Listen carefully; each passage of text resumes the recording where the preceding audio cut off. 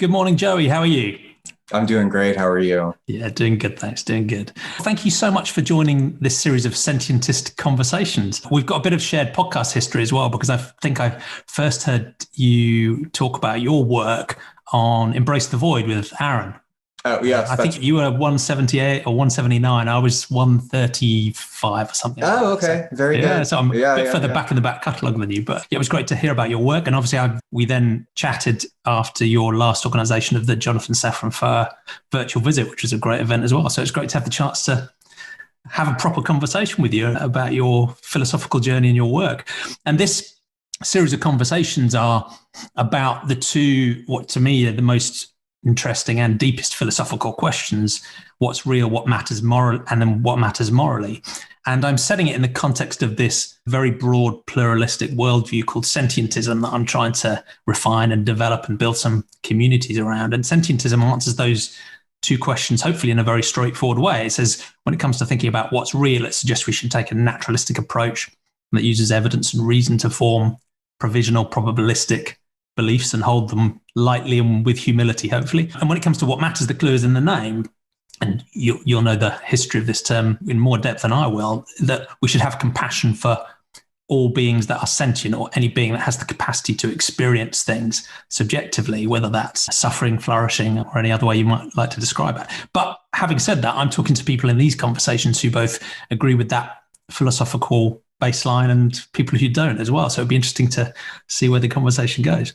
But before we dig into it, how would you best introduce yourself and your work? So I'm an assistant professor of philosophy at McNeese State University, which is in Louisiana in the United States. And I'm also a program coordinator for two nonprofits that are related. We share some staff, Form Forward and Better Food Foundation. And I've been working with them for almost 10 years now, and helping them out with various research projects, as well as organizing educational events. Wow. So at least 3 jobs. Yeah. It's been a challenge to reconcile all of that in terms of the available time, but it's been fulfilling at the same time. Yeah, great. Thank you. And we'll return to many of the themes of your work in the final section of this conversation too. But I'd like to start with the first of those two deep questions: what's real? And you can wind the clock back as far into your life as you like, because it's fascinating to understand from, I guess, their personal journey when it comes to thinking about what's real. And for many people, that starts with whether they grew up in a naturalistic or an atheistic sort of society and family, or one that was more spiritual or religious, and how their views have shifted over time, if they have, on that side of their philosophy. So it'd be great to know your personal story. Yeah, absolutely. So I was raised in a Catholic household, which is not uncommon in Louisiana. So I teach there now, but coincidentally, I also grew up there. And Catholicism is, I'd say in that region, it's not just a religion, which is probably common in other places. It's quite a cultural thing too. I think probably the most famous Cajun cookbook is called Who's Your Mama? Are you Catholic? And can you make a roux? Which is like the 3 questions that your mom asks your date when you take her to meet the family, I guess. And so it's just a large part of our cultural experience here too. And so at the same time, I was quite early on, I'd say probably prior to being a teenager, questioning basic tenets of Catholicism, and also just taking a somewhat critical stance towards religion in general. Though I think it's important not to treat religion as a totally monolithic entity. It's quite complex. But at the same time, I've started developing the skepticism, asking questions, and really thinking like this is quite a lot for someone to accept on the basis of what other people have said or what you may have read in a book. And then at the same time, I started to, I guess in your teenage rebellion years, you start to question different modes of conformity. And I started to develop this understanding of control mechanisms that operate within,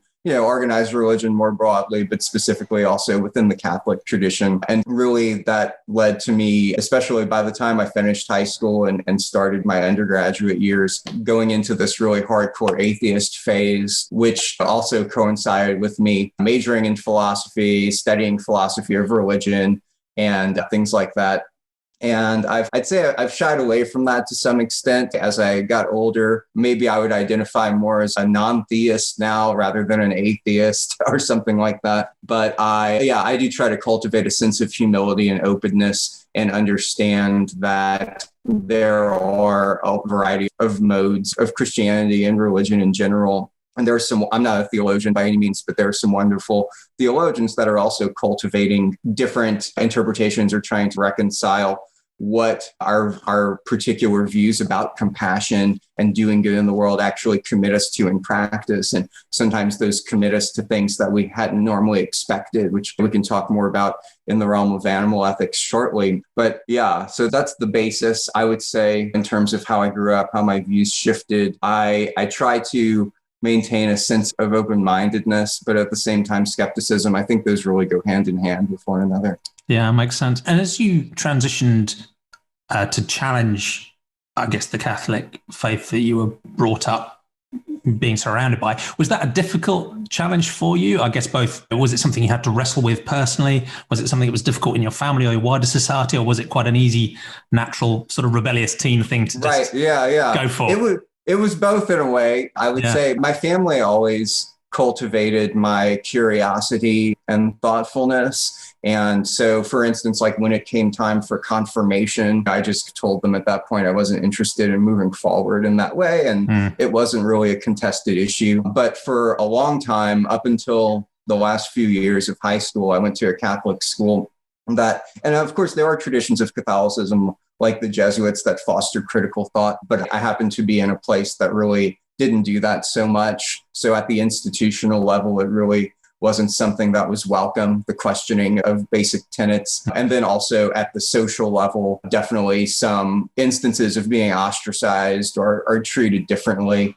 because I was calling those things into question. And so there was definitely some social adversity, but at the family level, though, there was always just a lot of openness and welcoming of promoting my intellectual curiosity. Yeah, supportive. And for the people I've spoken to, many of them have followed a similar path. They've grown up in an established religion like most people do, sometimes quite strict and quite constraining. Others are, more relaxed and more open. My story was with a supportive, open-minded family that made it reasonably, not painless, but reasonably easy to find your own way and move forward. And then into maybe a bit of an angry atheist phase. And like you say, teenage years, studying philosophy and stuff. And for some people, that's been more of a fact and evidence and reason and logical inconsistencies in the Bible or whatever it is, and it just doesn't stack up in terms of evidence. And for other people, it's more been looking at some of the challenging ethics that flow through many of the established religions and going, hold on, that is explicitly homophobic and that is explicitly sexist, and what the hell is caste discrimination all about, and whatever it is. And it's more of an ethical turning away. Was it a bit of both for you or one or the other? Yeah, I think it was a bit of both. I think that especially whenever I was an undergraduate student in college and I started to become more aware of social justice issues and things like that, really illuminated the way that there are really a lot of, I would just say, hateful interpretations of scriptural text. And there is ongoing debate in the academic spheres about the legitimacy of those interpretations. So I don't want to necessarily say that this is an inherent or necessary part, but certainly what we see a lot, like the Westboro Baptist Church is just a very strong example of that, is that a lot of people are utilizing scripture to support their own prejudices that they harbor. And so I saw quite a bit of that going on. So it doesn't necessarily spoil the possibility that there are other more viable interpretations that we can bring to make sense of our existence. But certainly, yes, there's a lot of hateful rhetoric associated with various facets of Christianity. So I found that problematic. And whenever I took philosophy of religion as an undergraduate, that was more focused on logical inconsistency. And although I became immersed in other traditions of philosophy throughout my graduate studies, my undergrad institution, their philosophy department happened to be very focused on the analytical tradition. And so the emphasis there is on is on breaking down the logical structure of arguments for their things like the validity and soundness, the degree to which your premises support your conclusion. And so obviously when you go through that, that sort of begins to uncover those logical inconsistencies. Now, of course, I'll say at the same time, we all to some degree probably operate with some inconsistencies, and I try, yeah. And so I don't think that's necessarily something that is exclusive to religious belief. I think that's just an ongoing human endeavor. The hope, from my perspective, is that we can work towards uncovering our own inconsistencies and working towards resolving those, but also understanding that ongoing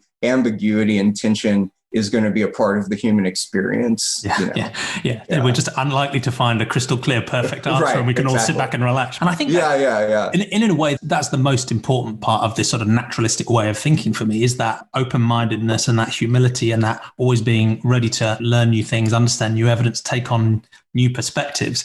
And I guess that's the challenge I see sometimes within a supernatural or a religious worldview, is because often deliberately it's not based on evidence, it's based on some revealed truth, and even a pride in faith, having a belief without the evidence. That does mean it's quite difficult to challenge, because if you can't use evidence or reason to adjust the view, then the conversation's over.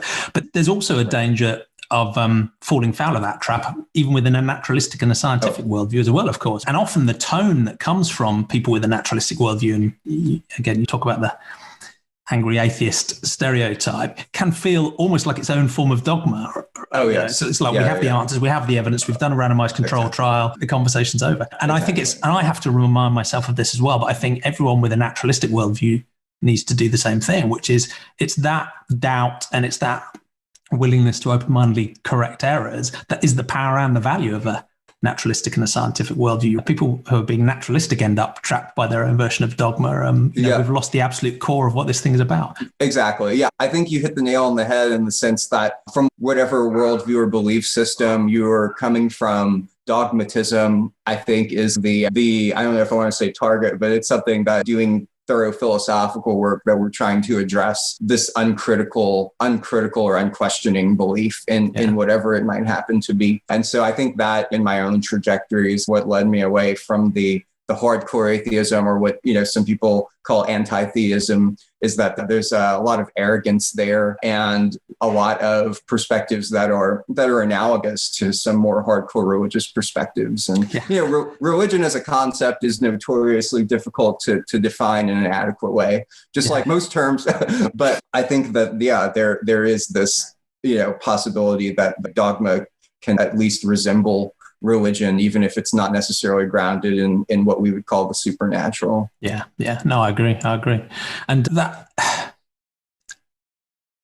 I guess one of the challenges with that humility and that open-mindedness is I think that some people misinterpret that as being ready to believe that anything is true. So for me, the balancing act is being open-minded, even to radically crazy ideas, because we've seen that some radically crazy ideas can turn out to be pretty good ways of describing the universe, but still be comfortable enough with uncertainty to withhold our belief until there is decent evidence there.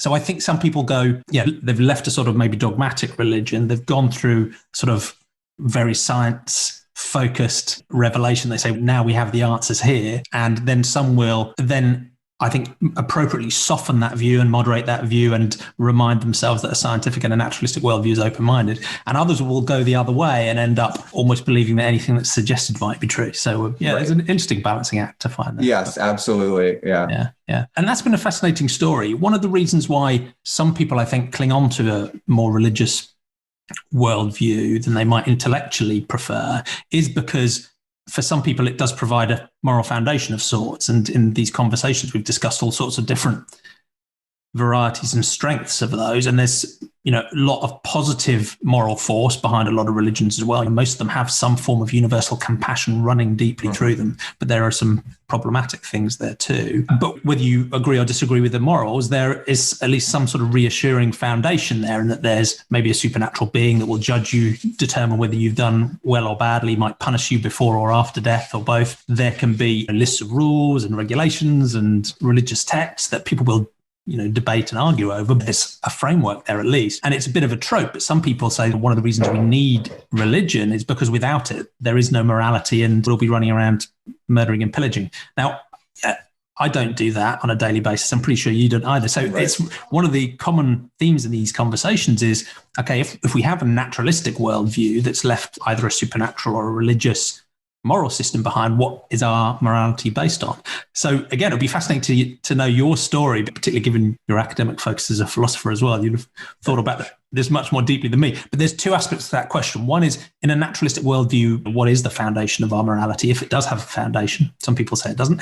And the other one is our moral scope and how's that shifted over time. But so it'd be interesting to know your personal philosophical journey. Yeah, I appreciate also the structure of the discussion, because one thing that I've come to, especially in the last 5 or so years, is just recognizing the importance of the relationship between the questions of what's real and what matters, are, in philosophical terms, between metaphysics and ethics. Because I think that even in a lot of the contemporary ethics literature and discussions, there has been only a really recent return to the underlying metaphysical commitments or commitments about what's real and how those play a role in determining what matters. And one of my basic beliefs in terms of what's real is that we don't have access to the ultimate nature of reality. So similar to the discussion of uncertainty we were just having.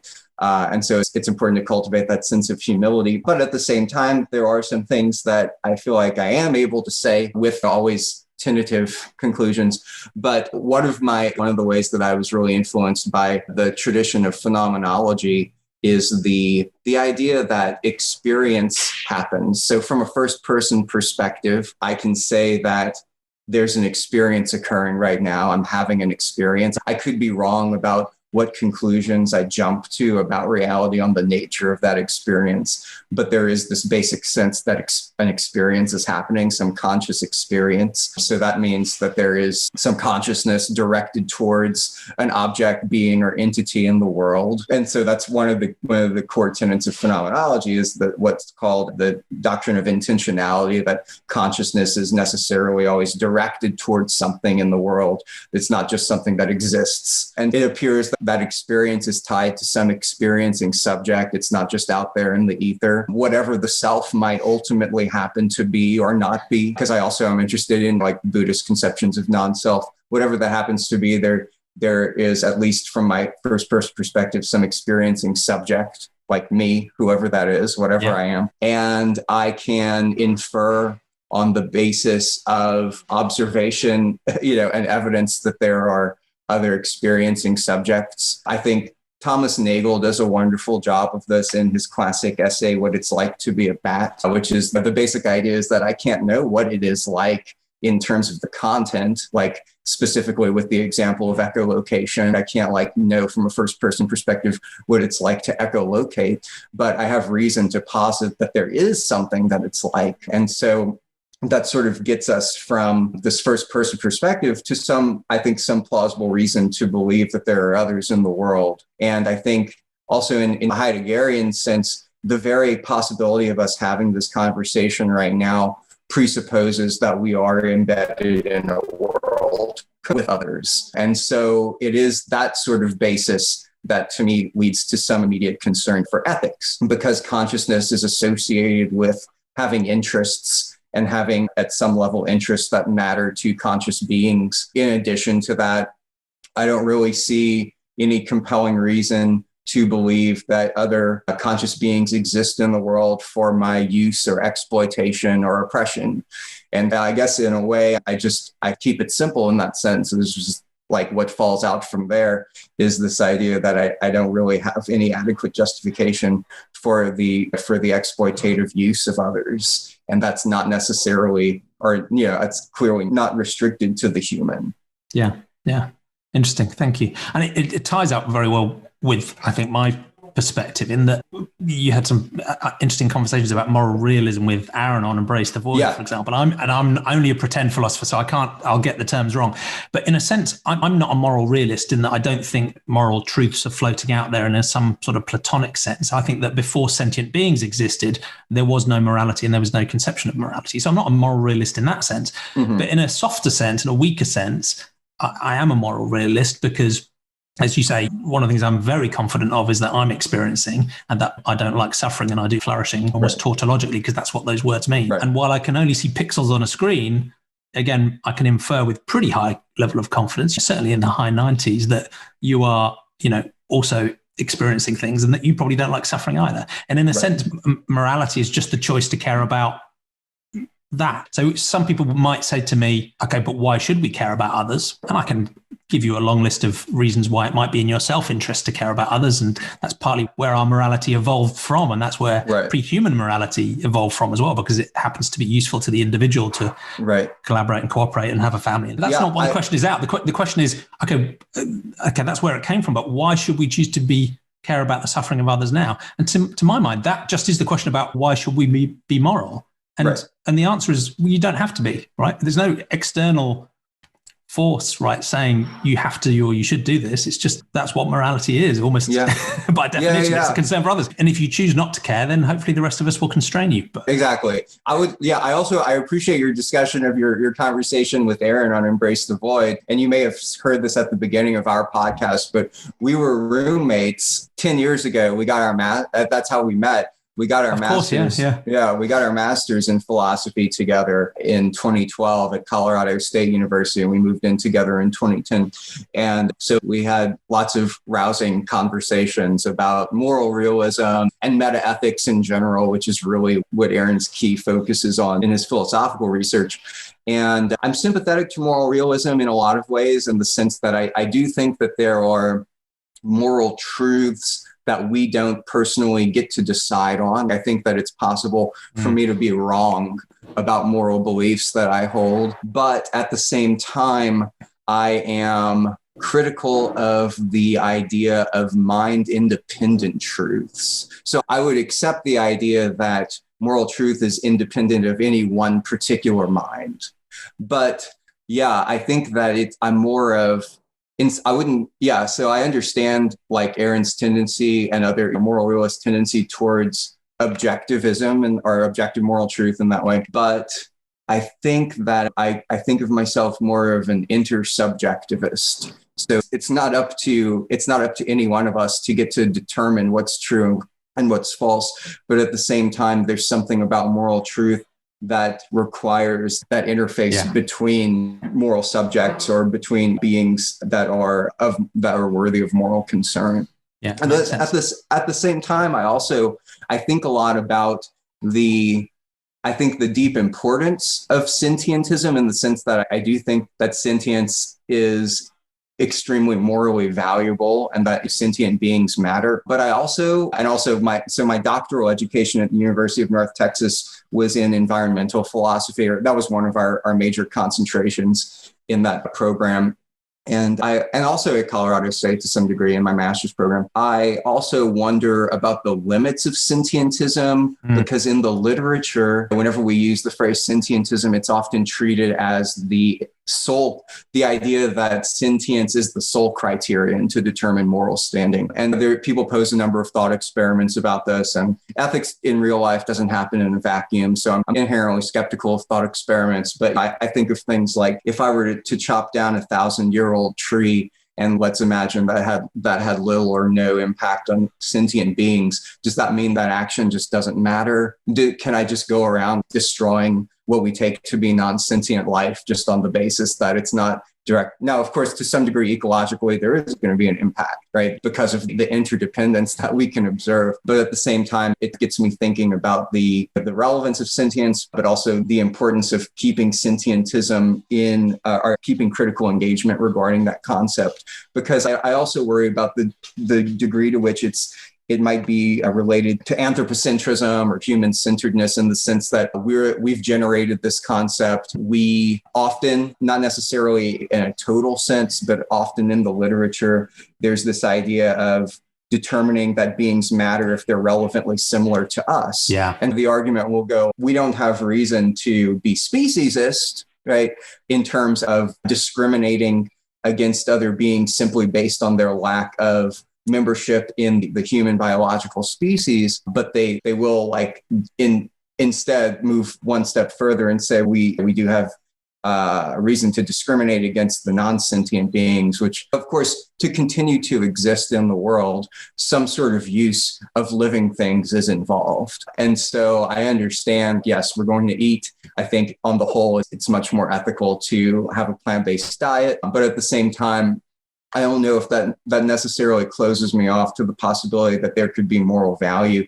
in entities that we don't necessarily understand as sentient. So that's the balance or the tension that I focus on in my thinking. Yeah, that's interesting. And it's because the most obvious challenge to sentientism is we've gone too far. It should be humans that only humans that matter. And you and I, we can go back to your journey about how you came to that view. But the opposite challenge is just as interesting in a way, which is, okay, sentientism doesn't go far enough and it's discriminating against the non-sentient stuff. And there's quite a broad range of view amongst people who use the term sentientism about how hard to make that boundary. So personally, I do take quite a strong line on it and suggest that I think sentience is, the sole source of moral value, while having real humility about the boundary of sentience, what things may or may not be sentient, and always being prudent about that boundary and giving entities the benefit of the doubt. So to some degree, it's an empirical concern too, right? Yeah, and that's what we understand. Yeah. And that's partly the way I frame it in the sentientism communities. Well, people are saying, okay, what's sentientism's view on the list of species that are sentient? And I say it doesn't have one. It just says follow the science and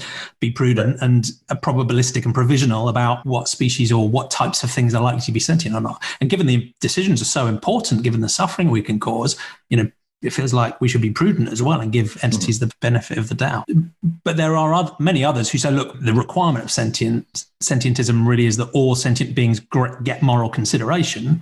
But if you want to go beyond that, that's fine. Just don't forget any of the sentient beings. And that's a deep challenge in the current environmental movement, in that many people have gone to this sort of potentially super generous moral scope that says trees and rocks and rivers and ecosystems and habitats and all sorts of things that we're pretty confident do not experience anything have their own intrinsic moral value, but most of the modern environmental movement still grants zero moral consideration to most farmed animals, and in fact, many animals in the wild as well that just still seem to get carved out. So I take a stronger line. Others are more open-minded, but I think as long as the moral consideration is really strong for the beings that are definitely sentient, that's the primary moral issue. And I think, as you hinted at this as well, in practical terms, because of the rich networks of interdependencies and relations between sentient beings and non-sentient stuff, the rocks and the rivers and the 1,000-year-old tree, often you come to the same sort of conclusion anyway about, I wouldn't want to cut that tree down because it would upset me to do it. The ecosystems that depend on that tree, the other humans it would upset, whether or not you see intrinsic value in that 1,000-year-old tree, or whether you say value is because of, look at all the different webs of ways it can affect sentient beings.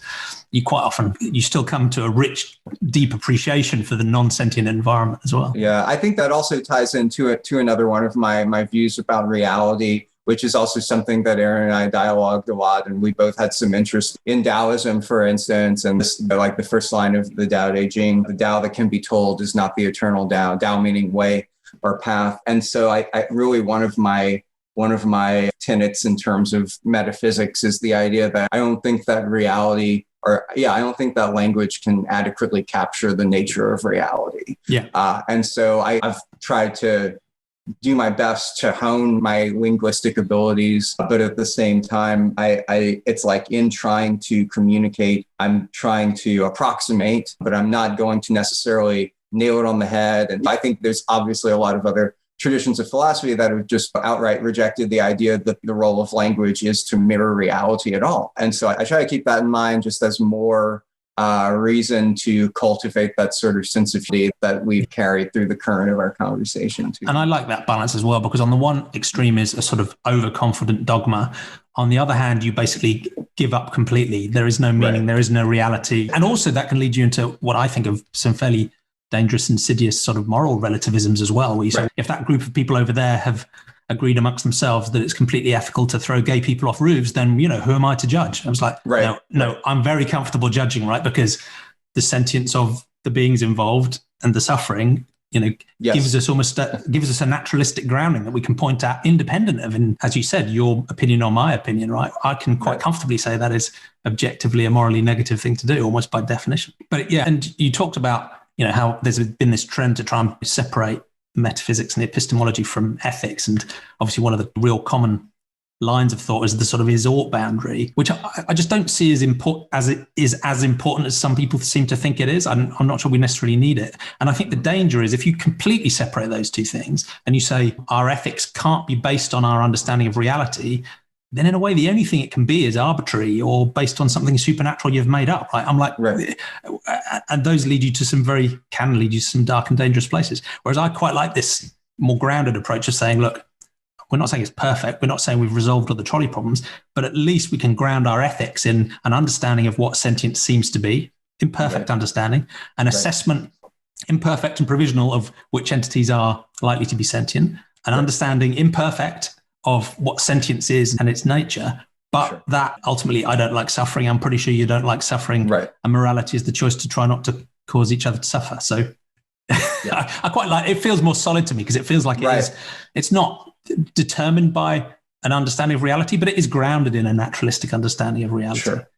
But you raised another interesting point. One is, I think that it's sentientism and focusing on sentience is in a way trying to explicitly counter anthropocentrism. But you're absolutely right. There's a danger there that, of course, who else makes up concepts? It's always going to be a human making it up. And we have a tendency to make stuff up and use terms and frame relations in ways that benefit us selfishly as well. So there's a real risk we've got to be watchful of there. But I think we can balance that because in a way, sentience existed so many millions of years before humans did it. And it clearly exists in more non-human entities than it does in human entities, that I think it's worthwhile reminding ourselves of that risk of that anthropocentric tendency that we're all guilty of to some degree.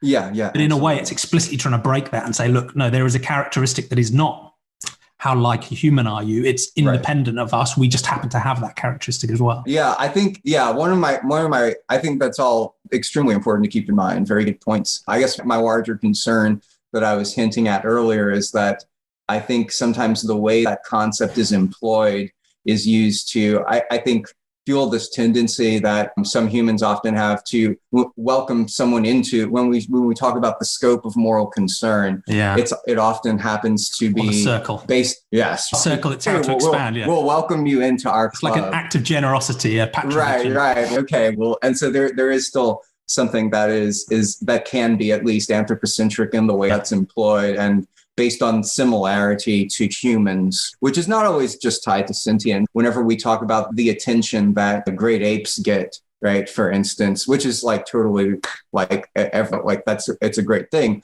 but like the way that certain, more than human or non-human animals get this sort of attention that others don't. And sometimes that occurs on the basis of our understanding of intelligence, which is very hierarchical and very rooted in what we understand as ideal human intelligence. I think that it can become something that, and maybe that's just a misuse of it, but I think that is, that's one of the larger concerns that I have. Yeah. I agree. And I've used the term moral circle less and less these days, because I think there's this implication there that we're at the middle of it still, and that we're the ones who are just generously expanding that scope. And I think it's better to start, if we can, from more, try and have a more neutral stance that focuses on sentience. And you raise another interesting challenge. That's partly why I like the focus on sentience rather than consciousness, because in a way I see it as the morally salient subset of consciousness. Sometimes consciousness gets loaded with loads of other concepts that are often embedded as a way to point out again how wonderful and special and deserving of moral consideration humans are, whether it's about ability to plan for the future or high levels of cognition or a catalogue of different capabilities that bizarrely enough humans seem to have a longer list of than non-humans. And I quite like the idea of sentience, of stripping that away and just coming back to the raw essential basics of any subjective experience that has a valence. That's it as a moral qualifier. So it seems like a simpler, safer,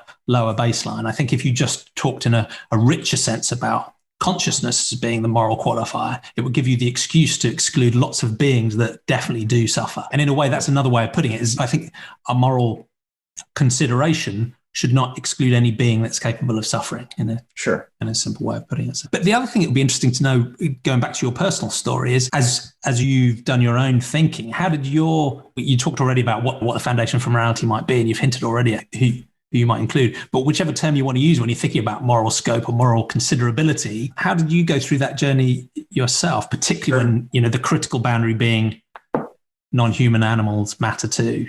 Right. Yeah. In a way, I I think growing up, I understood that there was something weird about the practices that we normalize in terms of the, consumption of animals and animal products and the other usages of their products and byproducts. So there was always something that felt weird to me throughout my life about like eating meat, for instance, but I hadn't really articulated that or thought about it that critically for a long time.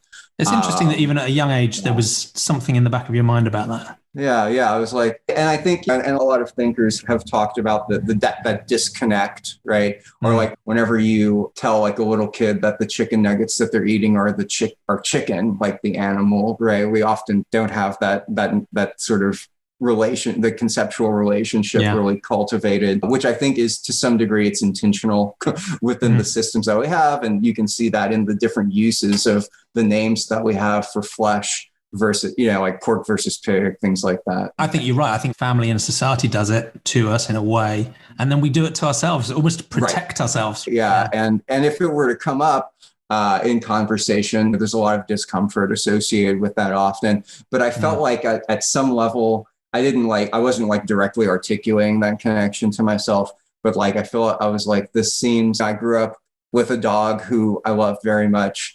And always had this kind of love for animals in a general way, but I hadn't really put two and two together. So to some degree, it was like through my philosophical studies and also just through like binge watching documentaries whenever those started coming out later, just connecting my thoughts on the importance of compassion and suffering with what they actually commit me to ethically. And so like I didn't get deeply into this even throughout most of my undergrad education. I was probably 21 or 22 when I started really thinking more deeply about it. And honestly, the documentary Food Inc., whenever I saw that, even though I would say animal ethics it's not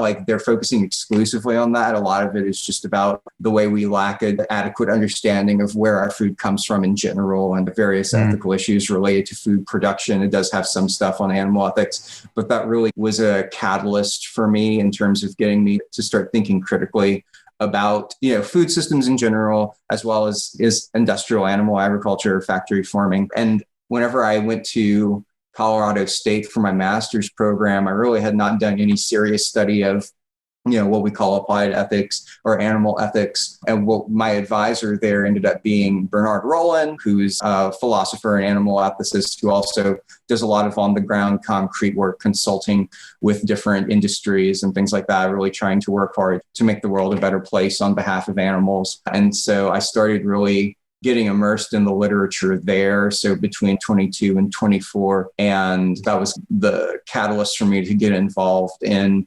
academic research and later in activism. Yeah, thank you. And again, was that a difficult transition to make? Again, internally, psychologically, or also friends, family, society, groups you're in? I think, sometimes there's a bit of an echo around how that journey feels and the leaving religion one as well. I don't want to draw too many obvious parallels. No, but there were parallels, because I would say, just like I said, it was a little bit of both. It was a little bit of both for this too, which is in the sense that I guess my friends and immediate family were accommodating, but I think you get a lot of those same kind of stereotypical questions and topics of discussion that really, from the perspective of someone who's trying to make better lifestyle changes, feels very played out after a while.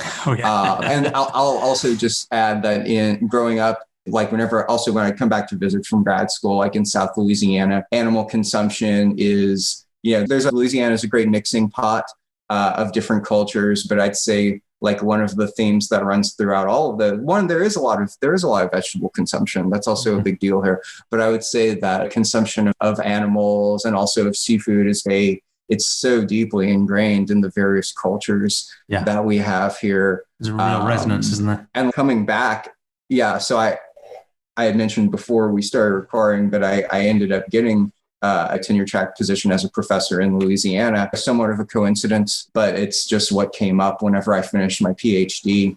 And I'm grateful to be back home in a lot of ways, and it's nice to be close to family. But it definitely was an adjustment. And I had moved from Oregon to Louisiana, which Oregon has its own different cultures as well. But like in a sense, it was somewhat easier. There was definitely less judgment around like eschewing animal products. And so coming back to this has been an interesting journey for me, definitely readjusting to that. But also things have changed in the last 10 or so years. And in some ways, it's easier than it was like in 2010, for instance. Yeah. There's been a real shift, doesn't there? It almost feels, veganism to me now feels like where vegetarianism was maybe 10, 15 years ago, a long way to go. But just the social acceptability and the practical availability, certainly in the places that you and I live, has come on leaps and bounds. Obviously, the frustration, as ever, is that the graphs of suffering and death are still going the wrong way. But at least in some cultures, there's a shift that feels a little bit more positive. Yeah. And I think also just finding those elements within your own cultural upbringing, and also for those who are religious, within your own religious beliefs and practices, like those, I think those seeds are there to be cultivated. And like within Christian theology, like David Clough and Andrew Lindsay, I think have truly done some excellent work in unearthing those threads and thinking about what they might lead to in terms of commitment to compassion and maybe a reorientation of stewardship and like a critique of our traditional understandings of dominion and domination and things like that. And so we, like my partner and I, we veganize a lot of Cajun foods, for instance. We try to spices anyway. Yes. Oh, hugely. And so we're trying to find those elements. It doesn't necessarily, being vegan doesn't necessarily entail like rejecting where you come from. And in a lot of ways, for me, it's entailed returning to the deeper roots of your upbringing. Yeah. And you touched on an interesting point there. One is that even within religions and traditions, there's still a lot of plasticity and a lot of evolution that can go on there. Absolutely. And tapping into those deep roots of compassion. And as you say, veganizing rituals or finding more compassionate ways of carrying out a ritual that still leaves it intact and meaningful, but just causes less harm. And, and the themes we're talking about here aren't modern inventions. I know the term veganism hasn't been around that long, and naturalistic ways of thinking, like the new atheists, feel like it was something that's happened in the last few decades. And that's just not the case. Both a naturalistic worldview, but also a broad, if you like, sentiocentric compassion has deep, ancient, multicultural roots. You look into Rastafarianism and Jainism and some elements of Buddhism and Hinduism, and the list goes on, as well as the Abrahamic religions. That sort of compassion can be extended and adapted to work as well. There's a lot of promise there. One of the things I was interested to ask you, because I think it's difficult for people who've been on a journey where you've finally taken the perspective of non-human sentient animals, particularly farmed animals, arguably wild animals as well, and recognizes the sheer scale and horror of the suffering and death we inflict. That can immediately lead you to fulfilling the stereotype of the preachy vegan, the righteous vegan, someone who feels like they've achieved some sort of state of ethical purity and they're looking down on everybody else and judging each other as well. So in a way, I can understand that, because it is horrific and seems ethically very obviously an awful thing to do, right? You would condemn that, right? In the same ways you condemn human rights abuses that are egregious and obvious. But at the same time, we talked about it a little bit before, in a way, the indoctrination and the social norm setting is so pervasive and so rich and so powerful, whether it hides these things from us or whether it explains them as necessary and normal and the usual rationales, or whether we just build our own cognitive dissonance. That for me is a source of compassion and understanding for people who still haven't seen it yet. Yeah. Partly because I was one of those people until not so long ago. I think I'm a reasonably thoughtful, moral person, but I maintained that level of cognitive dissonance for depressingly long through my life. And there's no perfection either, right? We're never living a harm-free, cruelty-free life. That's right. However we might like to think about it. But so this is a long way of asking a question, because I try and remind myself, because of that indoctrination and those social norm setting, I try to be reasonable and compassionate when I'm thinking about the average person on the street who has a busy life and challenges and struggles and other priorities, right? In a way, it's difficult to expect them to do the hard ethical, moral work of thinking these things through, and then the practical work of making changes in their lives that feel socially awkward. That's difficult for the average person to do, and I appreciate that. And that's partly why I think the value of fast, cheap, easy, available, acceptable alternatives is so important, because we can help people cause less harm without even doing the moral work. So that's one.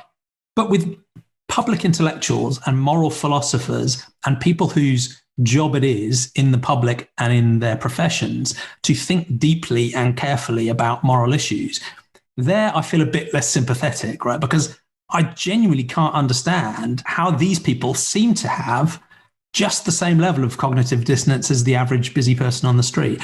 And it's very rare for someone, even in the professional philosophy field like yourself, to have gone through that process of realizing and then making the change. Most moral philosophers, even people who've written on non-human animal ethics, haven't gone through that transition.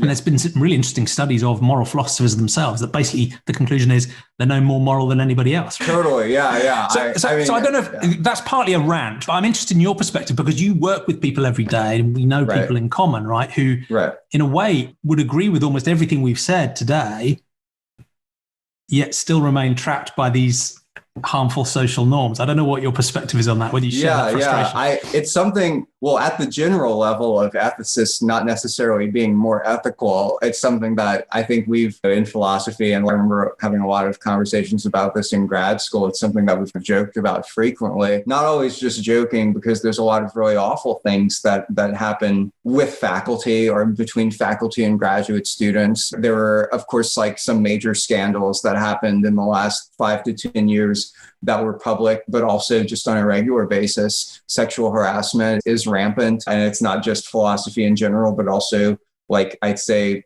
I don't know the statistics, but quite a few ethicists as well. And so it's not necessarily something that by involving yourself in an academic way will necessarily make you a better person. And maybe the opposite. That's also a tricky thing with philosophers, is because if we don't have our egos in check, we've spent years studying argument, and we can become very good at justifying things to ourselves, deluding ourselves into thinking that certain reprehensible actions are justifiable. So I think we're all really good at rationalizing why we've done something we wanted to do, but moral philosophers are really good at it. They're experts. Right. That's on your CV, right? Yeah. Exactly. So I think, like, at the general level, yes, absolutely. Yeah. And then at the level of, like, animal ethics in particular, and also the relationship between animal and environmental ethics, there's been ongoing dialogue about this in the literature, because when we had animal ethics, and they're not necessarily separate, right? They're concerned with the nature of moral obligations to the non-human world at large. They both came into fruition in the,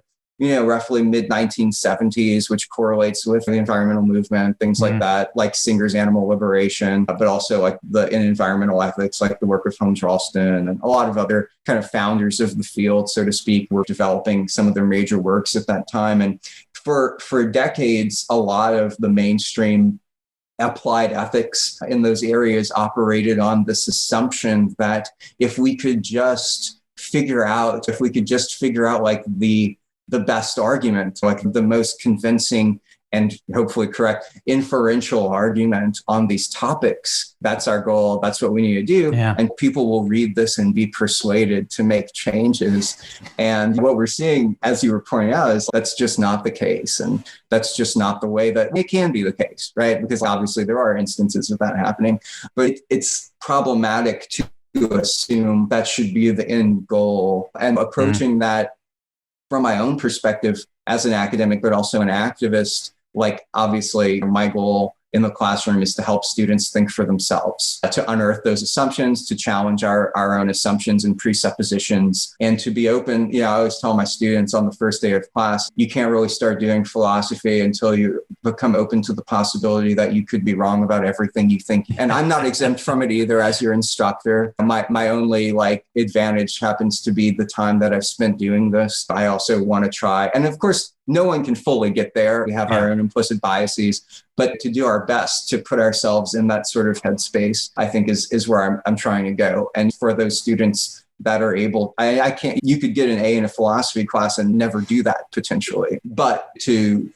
try to get those students in a position where they are able to do that is a large part of what I aim for. And so obviously individual education about the empirical facts too, like about the greenhouse gas emissions generated by factory farming, and also the increased statistical probability of future pandemics in relation to factory farming, I think is also like a key topic of discussion in our current times.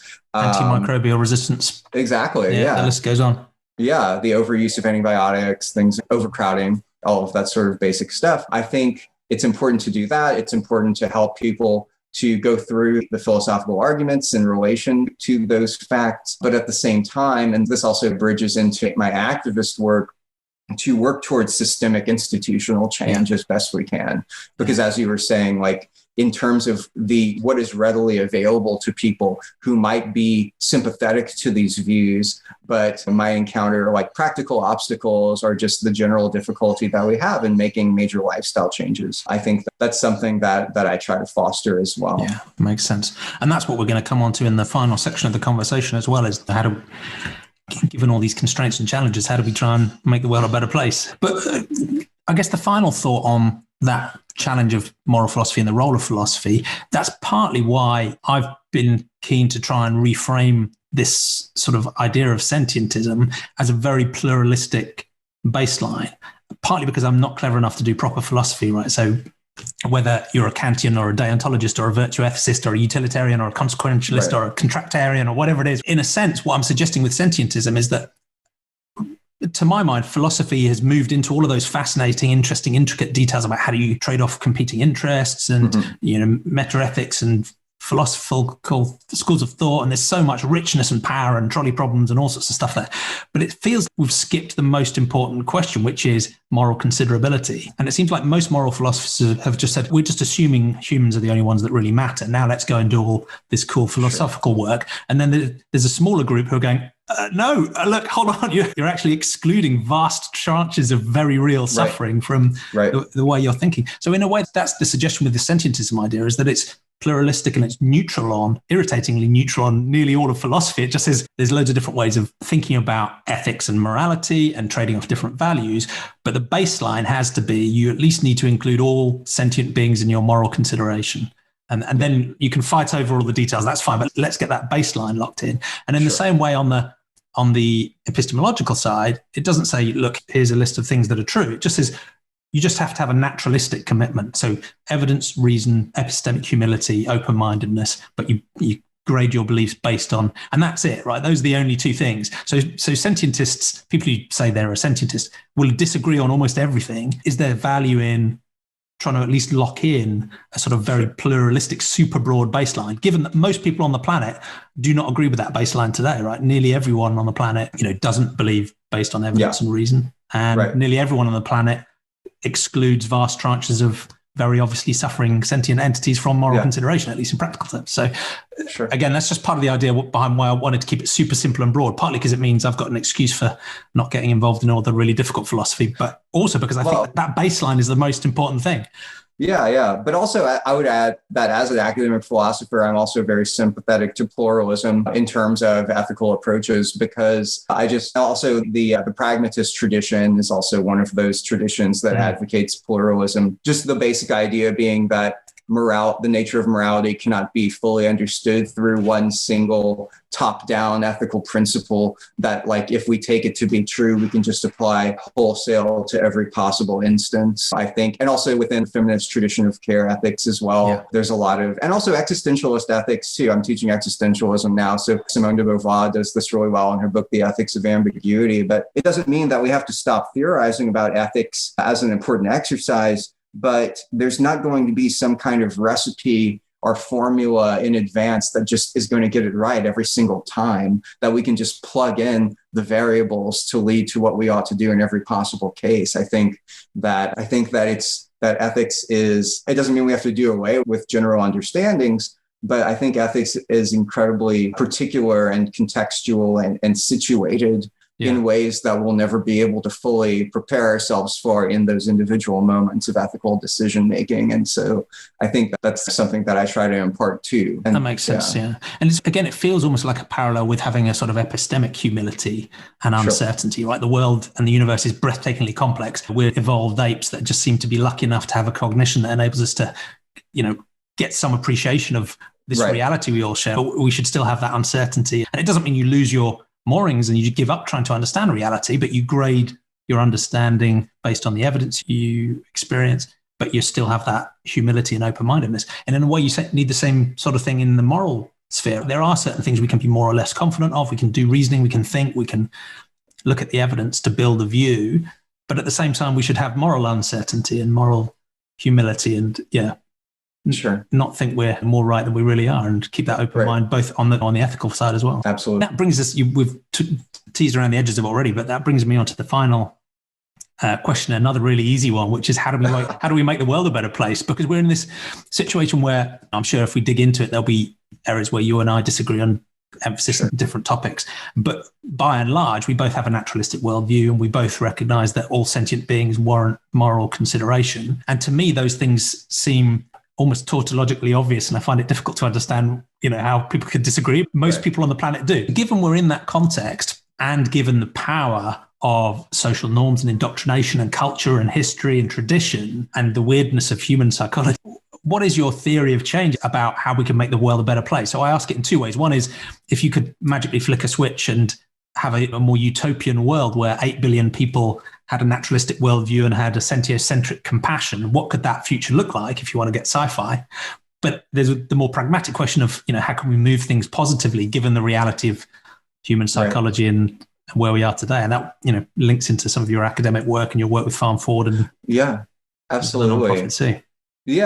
I really I already talked about this a little bit, but I kind of take a multi-pronged approach to the question of how we can make the world a better place, because I don't want to, and this comes up a lot in the animal ethics literature as the causal impotence objection, it's often called, or the idea that the kind of critique of the idea that we should be focused strictly or mostly on individual consumer choice. Like, that does matter to some degree, but it doesn't matter to the degree that a lot of people assume it does. But I do think that we need to cultivate individual engagement in a way that doesn't alienate others and tries to meet people where they're at. And so I had mentioned before, I've been working with the nonprofit Farm Forward, which their mission specifically is working to end factory farming since 2011.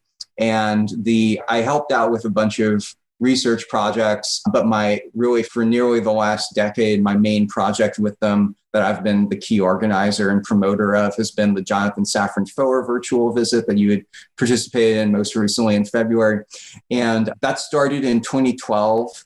And I think we've skipped a couple of years here and there based on Jonathan's availability. But for those who haven't maybe been familiar with his work, Jonathan Safran Foer is a writer, an author. He's written lots of nonfiction, or he's written quite a few fiction novels, some of which have been turned into films. But he has like a couple of very influential, I think very well written nonfiction works. The first is Eating Animals, that came out in 2009. Which focuses specifically, obviously, as the title suggests, on issues related to the consumption of animals, but also eating animals in the other sense, as in like we are animals who eat. And so that raises a lot of questions about what we should be eating and why. It really follows his own personal journey throughout his life, oscillating between vegetarianism and meat eating, and how whenever he had kids, he started to become more deeply interested in what ideas and traditions am I going to pass down to them and why. And so Eating Animals documents his personal exploration of those issues, including incorporating passages from farmers and activists. And he himself also snuck into a factory farm as part of his research and kind of documented that in the book. But he does this in a way that I find, like I said earlier, to be really non-alienating, just open to embracing that kind of imperfection that permeates our existence, while also trying to figure out how we can do the best that we can to live good lives and to try to make the world a better place. And he has a more recent book dealing with environmental issues in relation to food called We Are the Weather. And the Jonathan Safran Foer virtual visit is really just an annual conversation. So the point is that he really doesn't have a presentation prepared like in a standard kind of webinar setting. He gives a brief introductory monologue, but the majority of each session is conversation with people and trying to promote that sort of engagement and dialogue with others to help them think for themselves, to meet them where they're at. And we've had, as of the conclusion of the event this year, in total, throughout all the years we've done it, we've now gotten over 20,000 total participants. And Wow. It's been, for the most part, very positively received. And I remain in dialogue with anyone can join. I remain in dialogue with a lot of teachers whose students have participated. And I'm slowly collecting a database of education materials related to the use of eating animals in in college and high school classrooms. And so it's been a good way to also generate further opportunities and further engagement. So that would be my focus on the individual engagement level, because you also never know where these things are going to lead. You never know what these people are going to do. And the way I see myself as an educator in the classroom, you're planting seeds. Those individuals aren't just future consumers and maybe one day vegetarians or vegans. Those individuals will also be driving the systemic and the institutional change. There'll be voters and standing for office and leading companies, and there'll be employees and shareholders and staff members and letter writers as well. Ultimately, even the institutions are all driven by individual sentient beings too. So. That's right. Yeah. And on the other prong, the campaigns that I work with that are more directly focused on systemic change, also through individual engagement, though. So the kind of sister organization of Forum Forward is the Better Food Foundation. And we have a relatively new campaign, which we've just launched over the last couple of years in tandem with a few other organizations, which is called Default Veg. And it's Default Veg is really the simple idea of making plant-based meals the default option wherever food is served. Okay. So it's something that you can do at your academic department, at a club that you are affiliated with, at a business that you work at. We work with a lot of university students, so also people working on making institutional change within campus dining halls. But basically, like at a kind of philosophical level, it was inspired by nudge theory, which is an idea in behavioral economics. It's the idea that whenever we engage in decision-making tied to institutions, often there is some kind of default option, right? That default option is not necessarily going to be the most ethical option, but if we understand the way that people are often influenced by default choices, we can try to take advantage of that and try to make those defaults more ethical. And so there's a lot of evidence of how this has been successful in areas outside of food too, regarding organ donation, for example. Those countries that have an opt-out format for organ donation, where you're by default an organ donor, and then you have the ability to opt out of that, have had tremendous increases in organ availability of organs and amounts of organ donors compared to countries where we have an opt-in format, where you're by default not an organ donor. You have to choose to be. So that default can be enormously powerful. I think there's been some other examples I've seen about pension contributions, where again, by default, you automatically contribute a certain amount, and you have to make an effort to opt out versus the other way around. Yeah, exactly. And so actually, David Clough, the theologian I had mentioned earlier, really generated this idea of default veg. And we work closely with him and his organization, Creature Kind, as well. And so it got its start in the UK, and it's still very active there. And we work internationally with anybody who wants to help out. But we also have the Default Veg Ambassador program, and that's really, in terms of my role in the campaign, the main thing that I do is help to manage the ambassador program. And so it's a volunteer program for anyone who wants to join. We happen to have a lot of university students working with us to make institutional changes at their school, but we also have people working in business and other facets that are trying to basically implement default veg in settings that they're affiliated with, where meals are served. And we're in the process of finding new case studies and generating data on that. Some studies that we haven't directly worked on, but that have been influential and kind of proof of concept for us. There have been a couple of studies where, like for an academic conference, for instance, where the default option was vegetarian rather than containing meat. Large amounts of people just ended up going with a meat-free option because that was presented as the default. And so in terms of strictly plant-based food, we're also working on generating data and finding good case studies for that. We have a network of universities in Canada that are also working to implement default veg at a university level, which is definitely more challenging in terms of getting it, buy-in from administrators. A lot of what we try to encourage people to start small and build from there. What we've seen some success with so far has been like students getting the department affiliated with their major to go default veg for catered events, conferences, and things like that, or sometimes the college that their department is housed in. Now, clearly, we've really just launched the ambassador program over the last year, which also the launch of it coincides with the COVID-19 pandemic. And so that has certainly posed its own challenges. One of the things that we've encouraged people to do, if in-person dining is not happening right now, sometimes there's takeout options, but also just in the meantime, getting departments or other entities to commit to default veg, maybe to display a statement about that on the department website is something that we've had success with in the meantime, as well as getting clubs like animal rights or sustainability-oriented clubs to build in a default veg ambassador like position as an office within their club to maintain longer term affiliation with the campaign, because obviously university students will come and go. And so having an officer whose designated goal is to promote default veg on campus helps to build in long-term progress and change. Yeah, that's a great initiative. And one of the topics that comes up in these conversations over and over again when we're talking about non-human animal ethics, and particularly animal agriculture, is the sort of meet people where they are journey type story, or the sort of purity abolitionist, here's the answer. And I think I know where you stand, and I share that view as well. But I just wanted to reflect on psychologically that can be quite difficult for activists, because when I look at the Farm Forward website, for example, and I see our mission is to end factory farming, part of my mind is going, that's absolutely brilliant, because it's the most egregious, largest scale suffering. It's the place where many people, even who consume meat, dairy, and eggs, are against factory farming. It's a common area we can work together and drive. And there's another part of my brain which is going, no, all farming. Sure. So I think we're in this weird, some people don't resist that at all. And they say, look, as with historic human social change movements, people were strident and preachy and used shame and said, no, here is the answer. And veganism is a moral baseline and it's unacceptable to do anything less. So some people do take that approach. Other people, there's a worry that some people are at the other end, which is that they think that if we can get rid of the factory farming, but we can still find some sort of sustainable, humane, nice way of harming and killing animals for our pleasure, there's a there. And in a way, I don't think there is.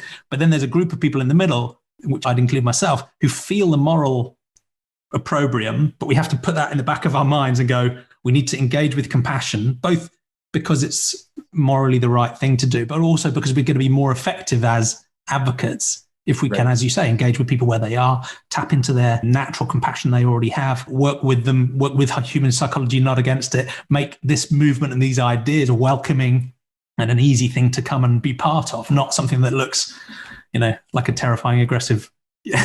Right. So I didn't really I just wanted to share this weird sense of our own internal cognitive dissonance we sometimes have to maintain as activists to be effective. But there's always that back of the mind wanting to say, fine, you're on a journey, but just don't stop. Don't find some lay-by where you can sit back and relax. But I don't know how you reflect on that. Yeah. I largely share your view for sure. At a personal level, like I'm concerned with oppression in all its forms, right? In terms of non-human animals, but also in terms of human oppression as well. And even all oppression, all suffering. Right. Like even the historical development of the conception of the human has largely been code for white European humans. Yeah. So there's a lot of historical background. And still an ongoing challenge as well, of course. Exactly. Yeah. And so I think that it's important to cultivate that concern for oppression in all its forms. Yeah. I'm deeply interested in things like veganic agriculture. That seems to be a potentially viable route. And also it's possible that there could be agriculture that incorporates animals within it for resources without actually eating them, for instance. So there are, and historically Ford has consulted with higher welfare animal farms. One of the things that we try to emphasize, and which Jonathan Safran also emphasizes in Eating Animals, is like those kind of hallmark exemplars that people point to are like such a tiny fraction of what currently exists. So we want to have big picture conversations as well. And I think it's also important to keep in mind that factory farming is a very recent phenomenon. It's basically traced back to the mid-20th century. And it can be hard for us to reimagine, but I think it's important for us to keep in mind that the way we experience the world isn't necessarily the way that it had to be necessarily, and it doesn't have to be that way in the future either. So I try to keep that in mind. I agree. And given all of that, how does it leave you feeling generally? Are you optimistic? Are you hesitant, nervous, pessimistic. I guess both about the non-human animal ethics field and whether, because on the one hand, sometimes I feel like we're on the verge of what might be a tipping point, but then I look at the stats and the graphs of global animal factory farming. Yeah, so I think I'm never quite sure how to calibrate. Yeah.